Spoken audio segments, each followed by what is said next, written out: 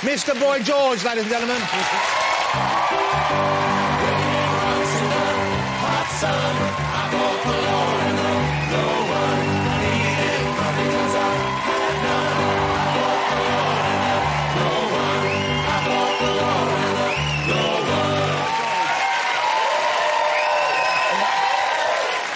How fabulous.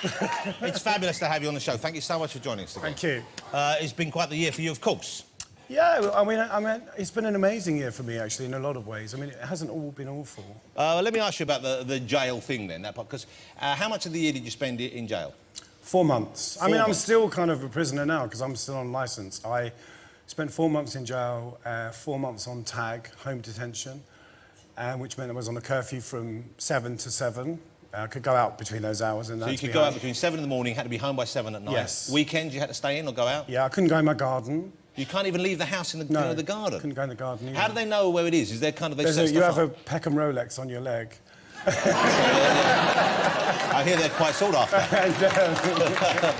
And then basically, if you go out of range, obviously, it buzzes. And I mean, I had no trouble with it, you know. And how do they set the range? They have things in the house that, like... They have these kind of, like, plug-in phone things, yeah. So you couldn't take one of those out in the garden with you? No. How did you feel about... I mean, that must have been preferable to being in jail in the same Well, situation. in a funny sort of way, when I came off tag, I got a bit kind of depressed because all the time I was at home on tag, I kind of had a get-out clause for everything. Yeah. So if I didn't want to go somewhere, I could say, I can't do that, I'm on tag, you know, which was great. And then suddenly I had to... That's great. You know, so all these things you didn't want to go to, the friends maybe inviting or family inviting... Yeah, I could kind of say, oh, I can't, I've got to be home by 7. So it was great. And, you know, and then suddenly it was like, I can't use that excuse anymore. You know? I want to get one of those things, but I don't want to get it the same way you did. OK, how many months were you sentenced for in jail? 15 months. 15 months. So you knew with time off for good behaviour, you'd probably only do about 4 or 5. Well, first time sentence is usually, yeah, you do 4 months. So it's 4 months. Depending on, you know, you do a sort of quarter of your sentence. And don't take this the wrong way, but I'm a bit surprised it was your first sentence. Like me this, too. Because, you know, you... Wrong end of my game, that's the problem. So this was the kind of... Because you'd had brushes with the law in the past. Yeah, I mean, you know, in a way I had it coming for a while, you know, so, you know, it wasn't that big a surprise for me. And so when you knew you were going to go inside, that must have been a very grim and difficult thing to get your head around. Well, you know, I kind of knew it was going to happen. I expected it to happen. I mean, everyone around me was like, no, you get a suspended sentence. But because in my head I'd kind of believed that I was going to prison, by the time it happened, I'd kind of got my head around it. You were ready for it? Yeah, and I knew that, you know, how long it would be in the end, and, you know, I just kind of got on with it, you know. And presumably you knew already the rules and restrictions that would apply in there in terms No, of... not at all. I had no idea. I mean, I've never been to prison before, you know. But it was a first-time experience. Is there not a website you can go to, or people... I would have been checking out, what can I take, what should I pack? No, you know? there's very little information about what can happen. You know, So when you're in there, who tells you that? On the first day they explain that to you, or...? Well, no, there's nothing explained to you. You just get taken and, you know, and then you're in there, you know. Who takes you there? Do you have to go big to a burly police... men. So you go to a police station, do you, and hand yourself over? No, you go... I went straight from court. You go from court into a waiting cell, and then you go into one of those vans, those Serco vans, you know, like a sardine, and then you go off, and, yeah, it's... I mean, the first kind of... I think the first 48 hours were a little bit of a shock to me. I can imagine. I mean, the funniest thing was I watched Obama's inauguration when I was in Pentonville, and that was like contrast, you know. yeah. I should be there, you know, but, you know, whatever. I just got on with it, you know. But what were you said the first 48 hours were a bit of a shock. How so? What was going through your head? What did you miss? What were you fearful of? Well, it's the unknown, you know. I mean, you walk in... Pentonville is a Victorian prison, so it's the classic, you know, every movie you've ever seen, it's that kind of setup. So you walk in and you've got the balconies, the safety nets, people shouting, "Come a chameleon," banging things. That doesn't happen in every prison. I was going to say that's... I don't remember that ever happened to Jimmy Cagney.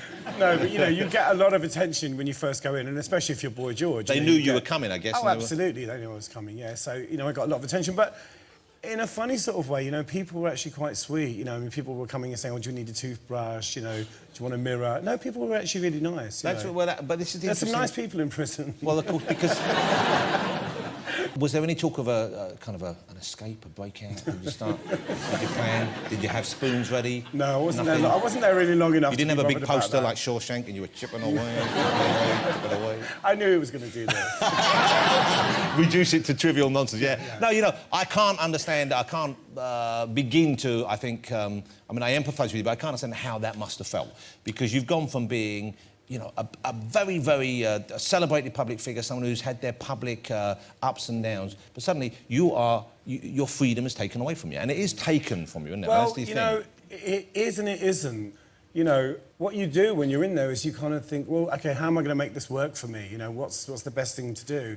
Got a job really quickly. I worked in the kitchen. I made all the vegetarian food, you know, and I just got on with it. And the more you do that, the quicker it goes, the less hassle you get, you know, because the people that are there, they're not the reason you're there. And they're actually quite nice, you know. Yeah. They're all very friendly to me. I think they expected me to be like Ruth Ballinger in that Prisoner Cell Blockade, so if you remember that. Take my coat. I think they, you know, with me, they probably thought I was going to be a complete nightmare. And the fact that I wasn't. Yeah, they thought you'd be how we imagine Elton John would be in that situation. Yeah, they thought I was going to be really different. In fact, talking of Elton, he actually sent me this huge ghetto blaster when I was there, and I couldn't have it, unfortunately. They wouldn't let me have it. But, because, you know, if you opened up, there were knives and stuff in there. It was a giant fire. Let it go. But, you know, it was very sweet, you know, and you know, the governor... But that is very sweet that he did that. It was very sweet, and the governor said that it was like a Blue Peter appeal down the... So they had a lot of stuff coming in for you? Oh, I mean, people were sending me teapots and kettles and eiderdowns, and I got sent a chocolate willy, which was quite funny. And I got this piece of paper stuck under my cell door to say that I couldn't have it. You know. That's even worse, isn't it? Yeah, I was very And when you saw the warden, did he have a little telltale mark around his mouth? I never said that. He'd been enjoying one of the funniest things that happened was somebody sent me a boys' magazine. I don't know if you know what boys' magazine is. No. It's a gay magazine. And I was going through it, and then I realised they'd kind of covered up all the willies. So somebody had actually gone through the magazine and spent quite a long time covering them up. Is that like an advent calendar, though? Are you allowed one a day? As it gets nearer to Christmas. Oh, we saved the big one. Oh, look at that.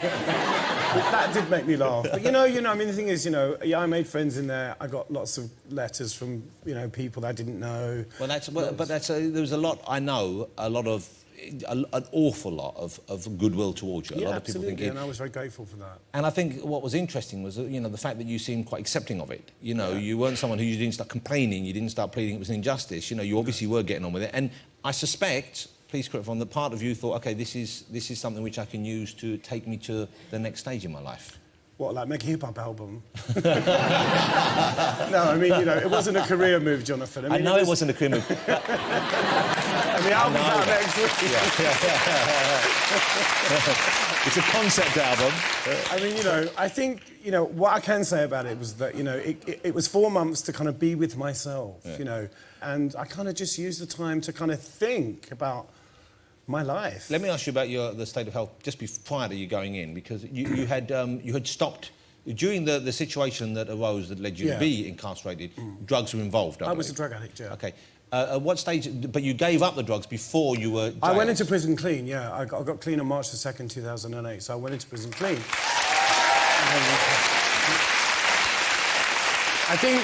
I think that was part of the reason why I was able to handle it, you know, because, I mean, being in prison on drugs would be hell. But, you know, I went in... I mean, I would say now that I'm in active sobriety, you know, I'm actually very active in my recovery, if you like. So you mean you're engaged with it and you're making sure that... and it's still something you have to be very conscious of? Yeah, absolutely. I think for the rest of my life, I work a 12-step programme. You know, I'm very active about it. You know, I have commitments within this programme. Because the thing is, once again, you know, I applaud you wholeheartedly for being where you are and doing what you do. But in the past, I've interviewed you several times, and most times when I've interviewed you, you've just given up drugs. Or been high, actually. Yeah, and it was like... And I was always thinking afterwards, well, I hope I'm not the reason he gets back on them, because you come in clean, and then a month later I'm thinking, well, was it something that I said? Now, that isn't the case, clearly. You are straight now, and I get the feeling that partly because of what's happening, partly where you are in your life, this is it now.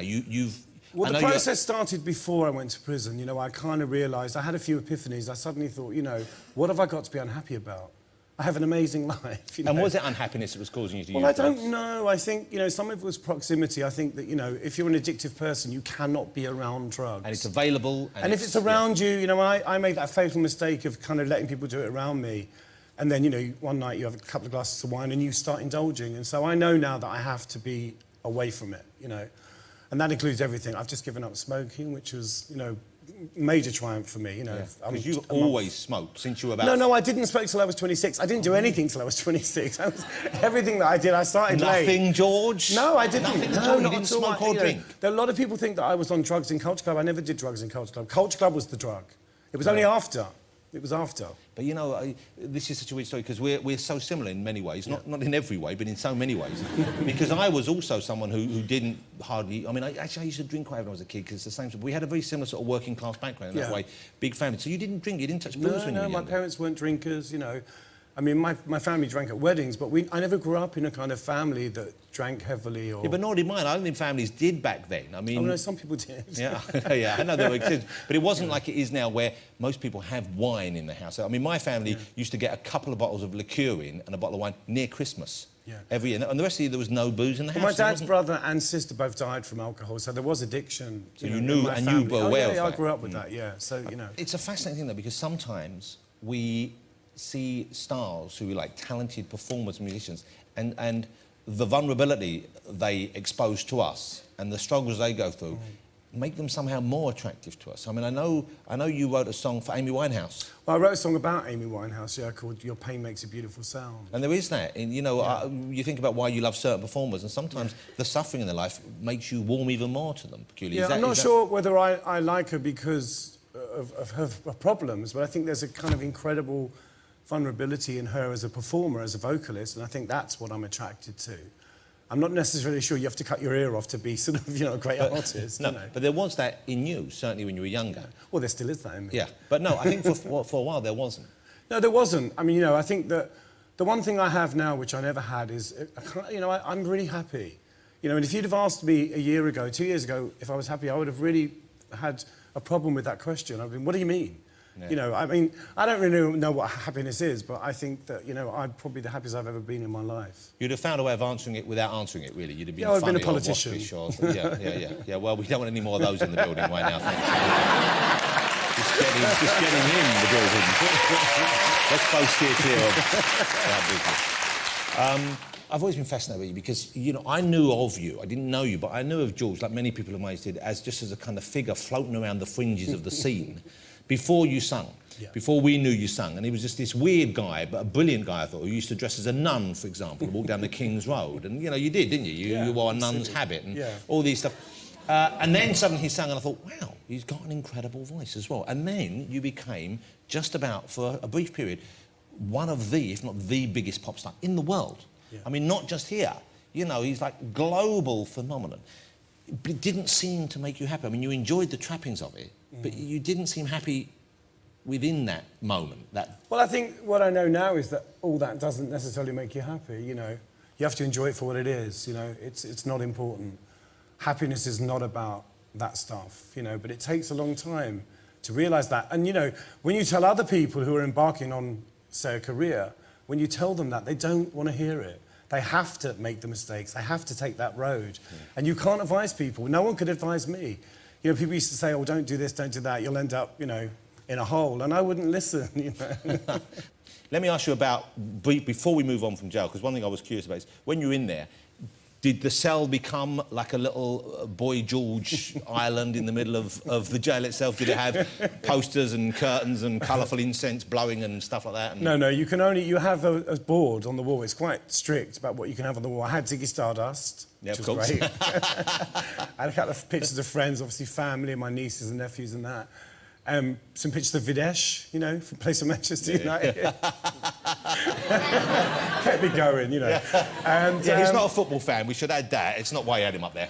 No, but, you know... No, actually, I do watch football. Do you? Yeah, I love it. We used to watch it a lot in prison because it's quite exciting. Is there anyone from there that you've kept in touch with? Yeah, I've got a few friends. I'm seeing a friend of mine on Saturday.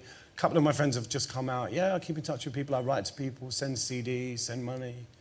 Yeah. Now, here's the exciting thing for me, is that you seem to be in such a good place as a person now that I know that your work is going to be back on top. Yeah. You've got a single coming out, I believe? In December, yes, a track called Amazing Grace, which is with a Portuguese fado singer called Anna Lanes. It's beautiful.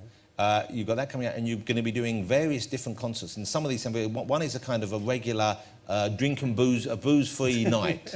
We're doing a club, from the 14th of November, which is drink and drugs free. We're going to have like juice bar and other things that keep you busy. Yeah. Hey, I'm there.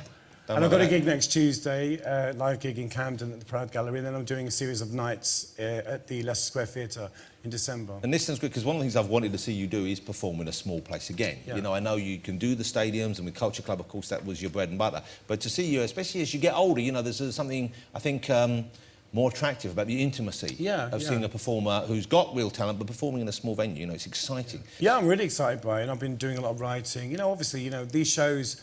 I'm going to do, you know, I think all the songs that I think are my best songs, you know. And you're bringing on new talent as well. I think you're thinking about managing people. I've got a guy that I brought over from New York called Kobe Cole, who is absolutely one of the most amazing voices I've heard in 15 years. I mean, he's like a male Amy. Beautiful, absolutely beautiful, and you will hear a lot about him. I'm going to produce him and you know... But once again, this is the nice thing, because even when... And I've seen you once or twice, what I would describe you probably at your worst. And I think you know what I'm talking about. We won't go into it here. But... even when you've been down and low and stuff, I know you've always loved other performers. You've always spoken to me about other talent. I mean, last time I saw you on this show, you were off your face.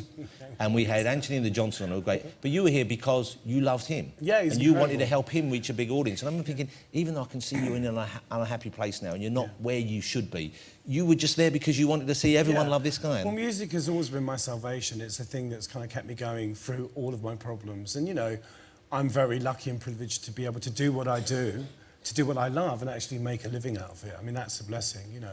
Well, and it's important that I remember that, and I think I will do in the future. And, you know, and it would be nice if we remembered that as well, because you're one of the best singers and the best songwriters this country's ever produced. Thank you. And I am feel... And next time you start getting tempted astray, just call me, and I'll try and help. Ladies and gentlemen, what a lovely guest, and how lovely it is to see him back where he belongs. Boy George.